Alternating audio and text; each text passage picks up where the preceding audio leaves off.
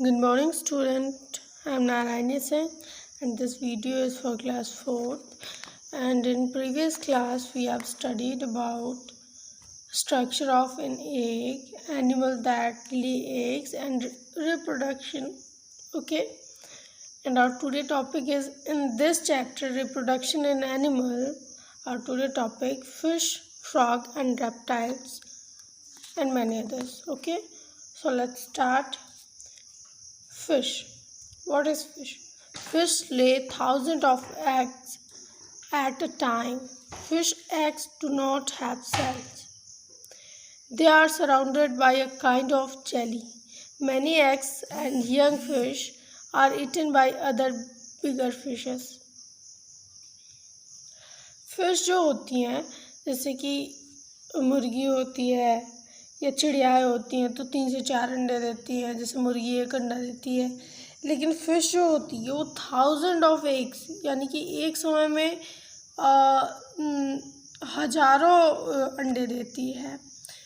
लेकिन उनका जो अंडा होता है उसके ऊपर, जैसे कि हमने अभी पढ़ा था कि मुर्गी वगैरह के अंडे में या फिर किसी चिड़िया के अंडे में एग सेल होता है, यॉक होता है, एल्ब्यूमिन होता है। तो इनमें जो होता है एग सेल नहीं होता, वो जेली सब्सटेंस होता है जिससे ये सराउंडेड होता है।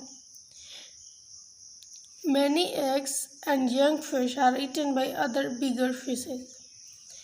बहुत सारे अंडे, अगर एक मछली जो जितने अंडे देती है अगर उसके सारे बच्चे जिंदा हो, मतलब जीवित रह जाए, तो फिर इनकी संख्या इतनी ज़्यादा हो जाएगी कि इनको खाने पीने में या हर चीज़ में दिक्कत होने लगेगी। तो इसलिए जो छोटी छोटी मछलियाँ होती हैं, एक बैलेंस मेंटेन होने के लिए उनको बड़ी बड़ी मछलियाँ खा जाती हैं।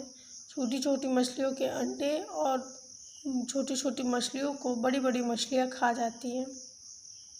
जैसे स्टार फिश को हम एग्जांपल ले सकते हैं, वो अरबों अंडे देती है एक बार में, लेकिन जो उसके अंडे होते हैं वो क्या होते हैं, दूसरे एक्वाटिक एनिमल्स द्वारा खा जाते हैं। ठीक है, अब जानेंगे हम फ्रॉग के बारे में। फ्रॉग क्या है? Frogs spend a lot of on land but they lay their egg in water.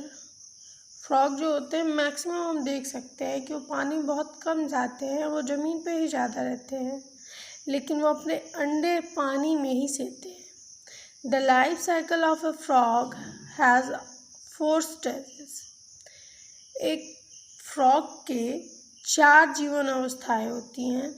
The egg cluster of a frog called sperm. जो एक क्लस्टर होता है यानी कि जो अंडों का छल्ला होता है, एक छल्ले में अंडे रहते हैं यानी बहुत सारे अंडे होते हैं उसमें, तो उन्हें स्पर्म कहा जाता है। जो अंडों के छल्ले होते हैं उन्हें स्पर्म कहा जाता है।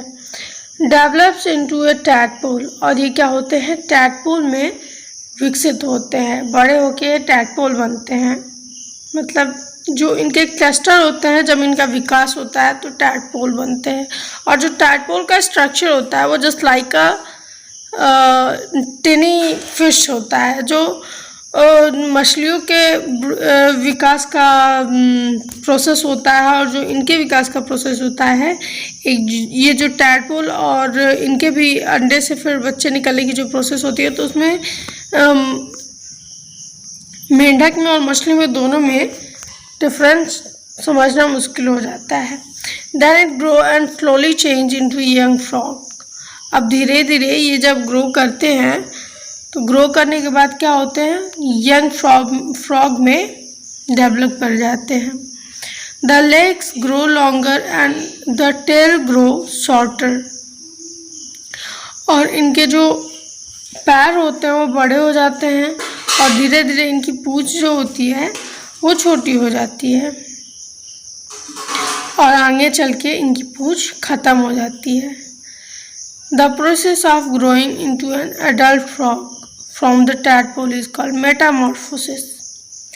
जो टैडपोल से इनके पूरे एक वयस्क मेढक बनने की जो प्रक्रिया होती है उसे मेटामॉर्फोसिस कहते हैं। यानी कि मेटामॉर्फोसिस का मतलब रूपांतरण, रूप में अंतर। अब जानेंगे हम रेप्टाइल्स के बारे में। रेप्टाइल्स यानी कि पृथ्वी पर रेंग के चलने वाले जीव, ठीक है। और मैक्सिमम जो रेप्टाइल्स होते हैं वो पानी में भी रह सकते हैं। Reptiles like lizard, turtle and snakes lay their egg on the ground. छिपकली, कछुए, सांप, ये सब अपने अंडे ग्राउंड यानी जमीन पर ही सेते हैं, वहीं पे देते हैं। After laying the egg, अंडे देने के बाद some of them go away and never come back. कुछ चले जाते हैं यानी कि वो वापस फिर अपने अंडों के पास लौट के नहीं आते। The eggs are warmed by the heat of sun. और उनके जो अंडे होते हैं वो सूरज की गर्मी से गर्म होते हैं। मैंने पहले ही बताया था कि अंडों में एम्ब्रियो के डेवलपमेंट के लिए हीट नेसेसरी होता है और इसीलिए जो पक्षियाँ होती हैं अपने अंडों के ऊपर बैठ के उन्हें सेती हैं ताकि वो गर्म रहे, तो एम्ब्रियो डेवलप होगा। Not protected by the parents, ये सूर्य की गर्मी से अपने आप को प्रिपेयर करते हैं और इनमें पेरेंट्स का कोई प्रोटेक्शन नहीं होता, यानी कि पेरेंट्स इनको छोड़ के चले जाते हैं। Many are eaten up by other animal, और इनमें से बहुत सारी संख्या में जो अंडे होते हैं वो दूसरे जानवरों द्वारा खा लिए जाते हैं। अब हम जानेंगे इंसेक्ट्स के बारे में, यानी कि कीड़े मकोड़े। All insects reproduce by laying eggs, सारे कीड़े मकोड़े अंडे देकर प्रजनन करते हैं। Insects like grasshopper and cockroach are 3 stages in their life cycle.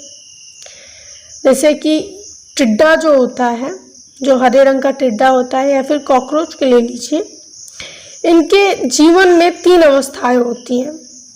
After hatching from the egg, अंडे से आने के बाद, the young look like the adult but it is wingless. हमने देखा कि मेंढक में क्या होता है, टैडपोल होता है, टैडपोल के बाद ऐसे धीरे धीरे करके उसका ग्रोथ होता है, लेकिन इसमें जो होता है अंडे से निकलने के बाद जो इनका बच्चा होता है वो बिल्कुल एडल्ट की तरह दिखता है, लेकिन सिर्फ उसके पंख नहीं होते हैं। It is called the nymph, और इन्हें निम्फ कहा जाता है। It becomes an adult after shedding off its old skin, और इसकी जो पुरानी स्किन होती है उसके धीरे धीरे सेटिंग होने के बाद ये एडल्ट में चेंज हो जाते हैं, एडल्ट हो जाते हैं। This process is called moulting, और इस प्रोसेस को मोल्टिंग कहा जाता है। Insects like butterfly undergo 4 stages of growth and development. Butterfly होती है, इसके लाइफ में 4 डेवलपमेंट के प्रोसेस होते हैं, यानी स्टेज होते हैं। The young one that hatches from the egg is very different from the adult. अंडे से आने के बाद जो इनमें से जीव निकलता है वो एडल्ट से काफ़ी डिफर होता है। It looks more like a worm, और ये worm की तरह ज़्यादा दिखता है, यानी कि कीड़े मकोड़े की तरह। worm मतलब वही कीड़ा होता है, कीड़े की तरह ज़्यादा दिखता है। It is called a larva, और ये लार्वा कहलाता है। The larva of a butterfly is called caterpillar, और एक बटरफ्लाई का लार्वा कैटरपिलर कहलाता है। The larva of a house fly is called maggot, और जो हाउस फ्लाई यानी कि जो घरेलू मक्खी होती है उसका लार्वा क्या कहलाता है, मैगोट कहलाता है। The larva feeds and grow rapidly. After some time, it stops eating and makes a covering for itself. ये इनका विकास बहुत तेजी से होता है, ये खाते रहते हैं, इनका विकास होता रहता है। कुछ समय के बाद ये क्या करते हैं, खाना बंद कर देते हैं और इनके ऊपर एक आउटर कवरिंग का फॉर्मेशन होता है।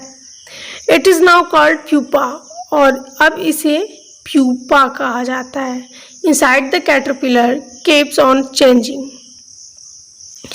कैटरपिलर के अंदर चेंजिंग लगातार चलती रहती है। In a few weeks the pupa bursts open and an adult butterfly comes out। कुछ हफ्तों के बाद जो प्यूपा होता है वो फट जाता है और इसके अंदर से एक एडल्ट बटरफ्लाई बाहर आती है। ठीक है, तो अब हम कल के लिए animals that give birth and there babies, यानी कि जो हायर कॉर्डेट्स हैं यानी उच्च कोटि के जीव होते हैं उनमें रिप्रोडक्शन कैसे होता है ये जानेंगे। ठीक है, तो आज के लिए इतना ही। Till then bye and thanks.